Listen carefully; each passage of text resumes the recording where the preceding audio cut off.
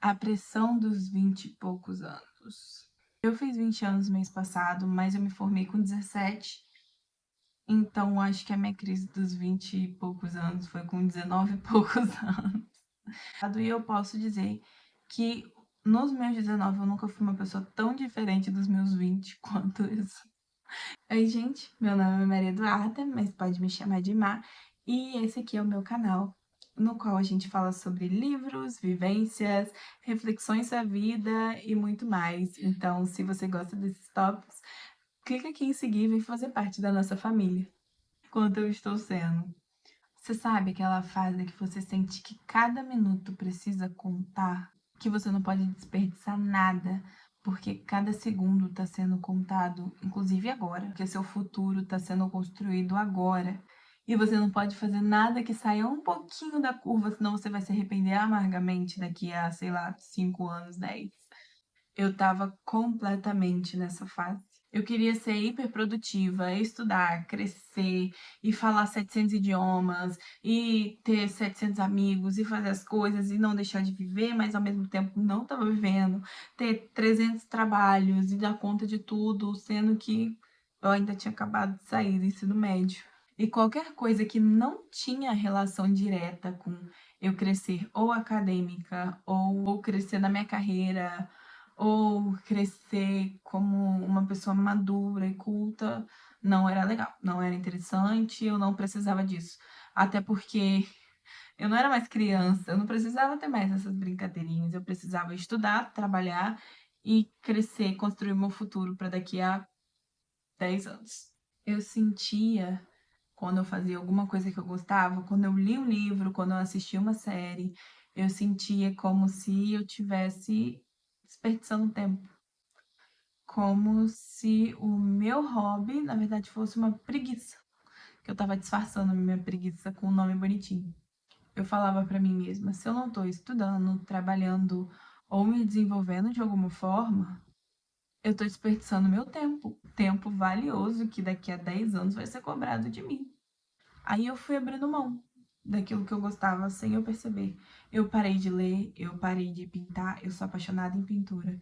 E eu parei de pintar, de desenhar, eu parei de escrever. Inclusive, eu não era para falar isso aqui, mas possa ser que tenha uma novidade vindo aí, quem sabe. Mas eu parei de ler, eu parei de escrever, eu parei de pintar, eu parei de fotografar. Gente, eu sempre fui apaixonada na fotografia. E aí eu parei de fazer isso. Eu parei de ver o mundo do jeito que eu sempre amei ver. Porque eu achava que eu tava desperdiçando meu tempo. E nessa eu produzia muito. Gente, eu tinha 2 empregos, eu tinha uma rotina. Mas eu tinha 2 empregos, tava fazendo faculdade, tá? Tinha minha roda de amigos, tinha meus compromissos na igreja, eu tinha uma rotina muito cheia. Então, eu estava sendo hiper produtiva, mas eu estava tornando uma versão de mim que estava perdendo o brilho de ser eu. Eu trabalhava numa escola de manhã, eu saía de casa, eu acordava mais ou menos 5 e pouquinho da manhã, ia pro trabalho às 6, ficava lá até meio-dia, meio-dia e meia. E das Mães tá chegando, galera. Eu tinha que ir pra outra cidade, que eu tava trabalhando lá também. E aí eu chegava em casa 10 e pouca da noite e eu fazia doce pro meu namorado vender na rua, porque a gente tava juntando dinheiro pro casamento, então ele vendia. Eu fazia e ele vendia. E essa rotina todos os dias, durante um ano, que foi um ano que, nossa, eu evolui muito. A minha vida acadêmica tava linda, a minha vida profissional tava ótima também, mas eu tava perdendo meu brilho. Eu tava virando mais uma na multidão, eu tava virando mais uma que, assim como todo mundo, só faz o que tem que ser feito e não vive de verdade. Gente, eu demorei anos pra começar com o YouTube, porque eu sempre tive, primeiro, vergonha. Eu era uma pessoa muito. Era porque, eu já, graças a Deus, eu tô melhorando isso em mim. Mas eu era uma pessoa, gente, que pra ligar uma câmera assim pra falar, nunca na minha vida, não vou não, porque os outros vão me julgar, vai todo mundo rir da minha cara e vai dar tudo errado. Eu pensava assim. Aí, ó, eu aqui, ó, gravando o vídeo. Não tô. Pois então. Eu literalmente, gente, fiquei doente porque eu não comia, eu não sentia fome, eu não comia. Acabei ficando doente e emagreci absurdamente muito. Tive que sair dos 2 trabalhos, tranquei a faculdade, fiquei só em casa. E eu não estava contente com o meu corpo. Ainda não tô muito não, mas eu estava bem pior do que eu estava agora. Eu fui no nutricionista. Aí aconteceu uma coisa engraçada, né? Tava lá no nutricionista, e aí o nutricionista virou pra mim e perguntou assim: "E quais são os seus hobbies?"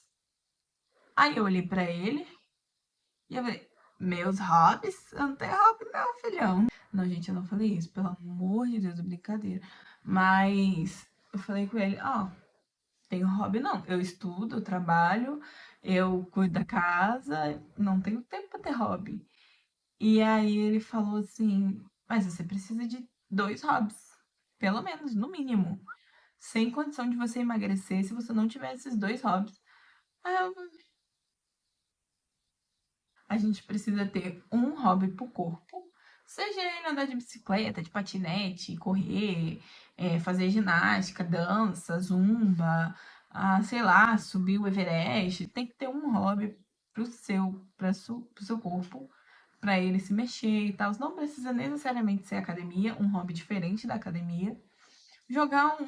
Fazer um esporte, fazer uma caminhada, essas coisas assim. Ter um hobby e ter um hobby para a mente. Seja fazer um crochê, fazer um tricô, pintar, fotografia, jogar algum jogo, sei lá, LOL, jogar um LOLzinho de vez em quando. Não jogue LOL. Mas ter um hobby pra mente, sabe? Pra fugir de vez em quando. Eu tenho um hobby da leitura. Agora eu tô tentando voltar com o hobby da pintura e tô tentando começar um novo do crochê. Se vocês quiserem que eu mostre, né, deixa aqui nos comentários falar mais sobre esse assunto dos hobbies. Ele falou isso comigo e aí eu fiquei aqui, gente, como assim o hobby não é frescura?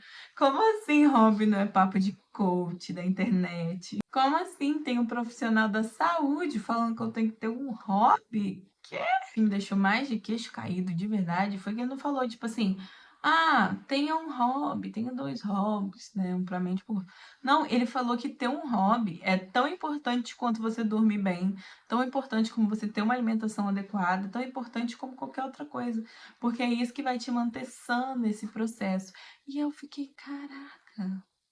A gente cresceu numa cultura que glorifica a produtividade acima de qualquer coisa. Você tem que ser uma pessoa produtiva, você tem que acordar às 5 da manhã, ler 3 livros, fazer o devocional, correr 7 quilômetros e depois você vai chegar, vai tomar um banho gelado, entrar numa banheira de gelo, vai sair, vai ir para o trabalho, vai trabalhar as 12 horas do seu dia, vai almoçar frango com alface. E aí você vai chegar em casa, você vai vai para academia, vai fazer uma meditação guiada, depois você vai deitar na sua cama e vai ler mais 3 livros e depois você vai descansar como uma princesa hibernando a noite toda.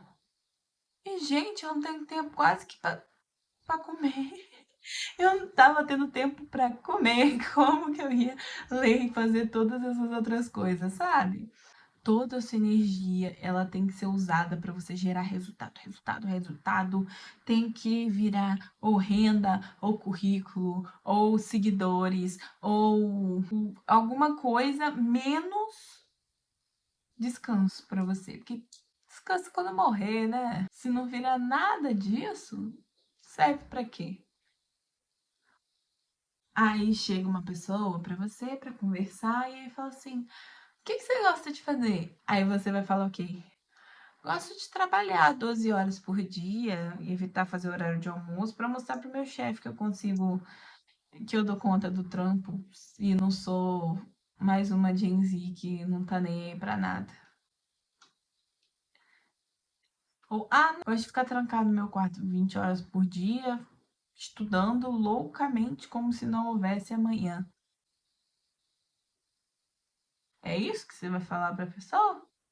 Gente, é tão legal você conversar com uma pessoa que tem um hobby. Não tem necessidade de ser uma pessoa fissurada naquele hobby e não sei o quê, mas ser uma pessoa que ela tem um hobby, que ela gosta do hobby dela, e aí você consegue conversar com ela sobre isso, e ela vai falar com você sobre horas.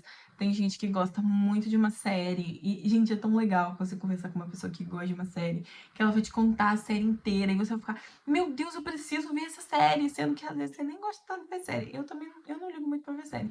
Mas tem uma amiga minha que ela viu Friends, e ela só falava de Friends, e era Friends, Friends, Friends, Friends, Friends, Friends, e eu tive que ver Friends porque ela falava que era absurdamente bom e me contagiou de tanto que ela gostava. A família da minha tia, né, a irmã do meu pai, é louca em quebra-cabeça. Eles montaram um quebra-cabeça de 1000 peças no final de semana que ela tava aqui, que ela mora em Rio das Ostras, ela não mora aqui. E, gente, era incrível. Você chegava, assim, no aniversário da minha prima, tinha uma mesa na cozinha da avó da minha prima, que tava o quebra-cabeça e todo mundo em volta conversando, rindo, brincando enquanto montava o quebra-cabeça. Isso é tão divertido, gente, é um hobby familiar tão legal, mas a gente acaba deixando de lado porque não cabe no LinkedIn, porque não vai agregar em nada no meu currículo. Então, pra que eu vou montar um quebra-cabeça? Pra que eu vou ver uma série dos anos 90? Pra quê? Se não cabe no meu currículo, se não vai agregar em nada no meu currículo, pra que eu vou ler um livro? Pra que eu vou, sei lá, fotografar os passarinhos de bico vermelho? Só os de bico vermelho? Nem sei se existe passarinho de bico vermelho. Mas pra que eu vou sair para caminhar, se isso não vai agregar em nada no meu currículo, na sua saúde vai. Inclusive, gente, é ótimo dar uma caminhada de vez em quando. Mas, apesar de não agregar em nada no seu currículo, são exatamente essas coisas que você faz que formam a sua personalidade.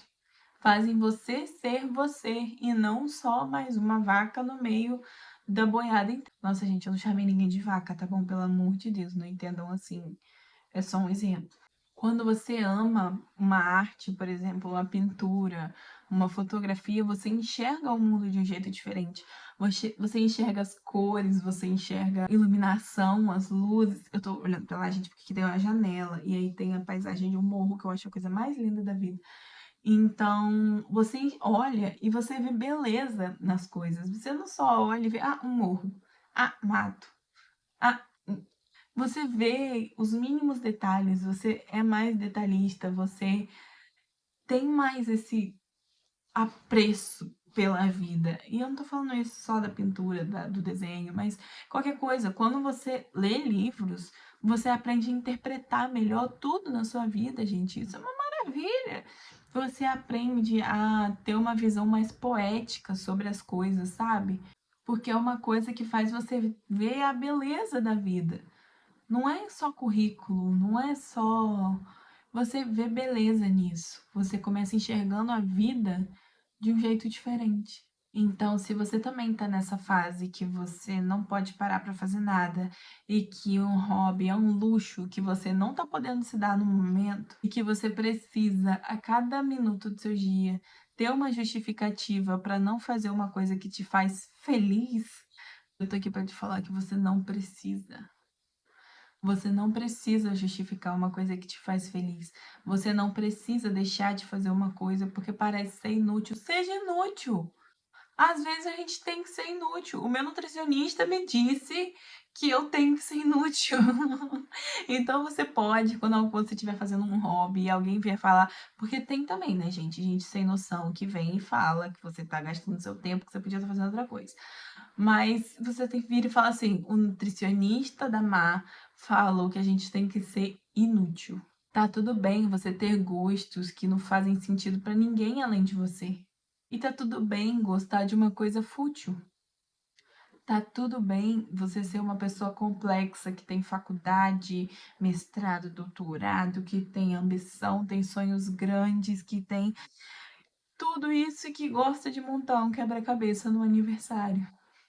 Que gosta de ficar no seu quarto, não estudando igual uma maluca, mas lendo de vez em quando um livro que é fútil, pelo simples prazer de ler, pelo simples amor à leitura.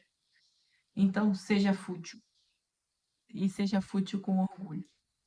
Enfim, esse foi o vídeo. Eu espero que eu tenha te ajudado de alguma forma, te feito refletir. E se você gostou desse vídeo, já deixa seu like, comenta aqui embaixo o que você pensa sobre. Clica no botão de se seguir e ativa o sininho das notificações também para não ficar por fora de nada. Acho que é isso. Um beijo e até a próxima. Tchau!